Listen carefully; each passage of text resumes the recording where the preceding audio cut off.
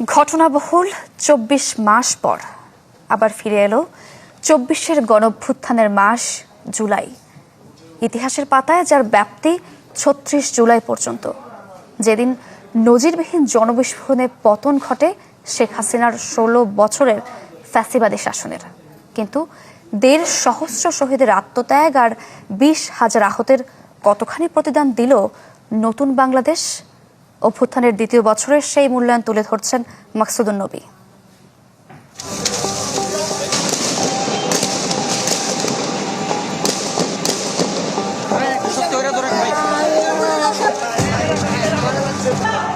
আবার ফিরেছে লালমলাটের ইতিহাস, যার ৩৬ খণ্ডে রক্তাক্ষরে লেখা হয়েছে একটি ভূখণ্ডের নতুন করে মুক্তির গল্প, যে গল্প রচনা করেছে ১.৫ সহস্রাধিক শহীদি প্রাণ।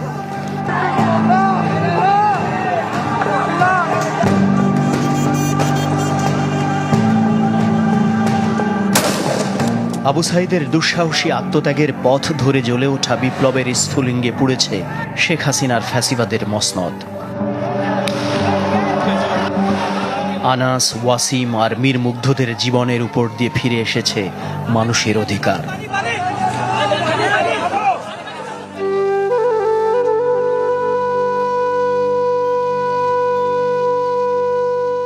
কত হাত পা চোখের বিনিময়ে বন্দিশালা থেকে মুক্তি পেয়েছে গণতন্ত্র। কত মায়ের বুক খালি হওয়ার বিনিময়ে গুমঘর থেকে পরিবারে ফিরেছে হারিয়ে যাওয়া মানুষেরা। নির্বাসিত জীবন থেকে স্বদেশে নিঃশ্বাস নিয়েছে কত মজলুম। কণ্ঠের শেকল ছিঁড়ে কথা বলতে পেরেছে কত মুখ। আমরা ফ্যাসিবাদী অবৈধ সরকারের কাছ থেকে মুক্তি পেয়েছি। মানুষের এত আত্মত্যাগে গড়া জুলাই গণঅভ্যুত্থান কেবল একটি সরকার পরিবর্তনের আন্দোলন ছিল না, ছিল রাষ্ট্রের ফ্যাসিবাদী কাঠামোর বিরুদ্ধে জনগণের পুঞ্জীভূত ক্ষোভের এক ঐতিহাসিক বিস্ফোরণ। গত ২ বছরে বাংলাদেশের রাজনীতি ও রাষ্ট্র ব্যবস্থা তা ধারণ করল কতটুকু?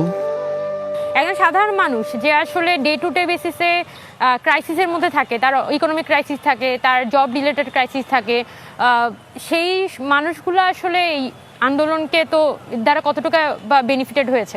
এই যে পুরাতন বন্দোবস্ত আমরা যেটা বলি, এটার একটা অনেক বড় সুবিধাভোগী গোষ্ঠী আছে। তারা তাদের জায়গা থেকে প্রতিনিয়ত চায় এই পরিবর্তনটা যেন না হয়। এই জুলাইটাকে ভবিষ্যৎ প্রজন্মের জন্য আইডল হিসেবে উপস্থাপন করবার জন্য যে উদ্যোগটা প্রয়োজন ছিল জুলাই পরবর্তী সময়, সেটা এখনো পর্যন্ত অন্তত আমার দৃষ্টিতে সেটা পড়েনি। জুলাই অভ্যুত্থানের সবচেয়ে বড় শক্তি ছিল তারুণ্যের অভূতপূর্ব ঐক্য। কিন্তু ২ বছর পর সেই অপ্রতিরোধ্য তারুণ্যের শক্তি আজ বিভক্ত। পলিটিক্যাল গ্রুপগুলা ইনক্লুডিং ছাত্ররা, তারা যেহেতু একটা পলিটিক্যাল পার্টি করবে, এখানে আসলে জনগণকে ডিভাইডেড করে নিজেদের নিশটা খুঁজার পিছনে বেশি মনোযোগ দিয়েছে। কিছু কিছু ক্ষেত্রে আমরা যেটা দেখলাম যে আমাদের এই প্রকৃতপক্ষে আকাঙ্ক্ষাটার চেয়ে যখন আমি একটা রাজনৈতিক দলের হয়ে যাই, তখন ওই দলের এজেন্ডাগুলো বেশি প্রাধান্য পায় এবং দিন শেষে একটা বিষয় যৌক্তিক, কিন্তু আমি আমার দল এখনই ওই বিষয়টা সাবস্ক্রাইব করতে পারছি না, এই কারণে আমি ওইটার বিপক্ষে দাঁড়িয়ে যাই। তারপরও আমি মনে করি সামগ্রিকভাবে যে জেনারেশনের মাধ্যমে জুলাই বিপ্লব হয়েছে, তারা আদর্শিক দ্বন্দ্বের উপরে এবং বাংলাদেশ রাষ্ট্রকে একটা পূর্ণাঙ্গ একটা নেশন হিসেবে বিল্ড আপ করার জন্য তাদের মধ্যে একটা ঐক্যমত আছে। ২৪-এর অভ্যুত্থানের ২৪ মাসে দাঁড়িয়ে সামনে এখন ফ্যাসিবাদের পুনরুত্থানের প্রশ্ন। ঘোষণা করেন যেখানে আপনি সেই প্রশ্নের উত্তর কতটা ঐক্যবদ্ধভাবে দিতে পারবে বিভক্ত তারুণ্য?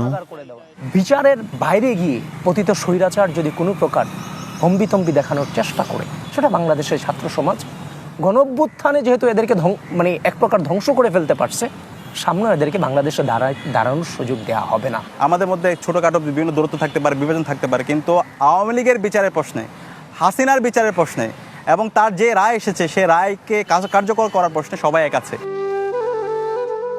তবে দলাদলি আর স্বার্থের দ্বন্দ্বের বাইরে অনেকেই আছেন যারা জুলাই স্পিরিটকে ধারণ ও চর্চা করছেন নিজের মতো করে।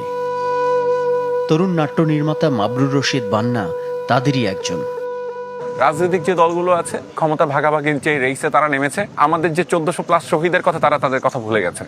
আপনি প্রতিটা দেওয়াল লেখেন এখনো দেখেন, যেগুলো এখনো মুছে যায়নি সেগুলো দিকে এখনো লক্ষ্য করে দেখেন আপনারা, সেখানে কি লেখা ছিল? সংস্কার, সেখানে কি লেখা ছিল নতুন বাংলাদেশ, বাংলাদেশ 2.0, সেটা কি হচ্ছে?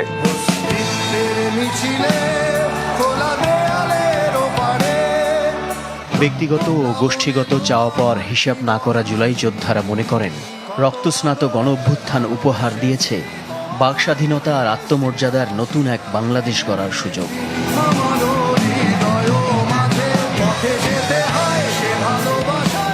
কিন্তু তা অর্জন করতে না পারলে তা হবে শহীদদের আত্মত্যাগের সাথে সবচেয়ে বড় ট্র্যাজেডি।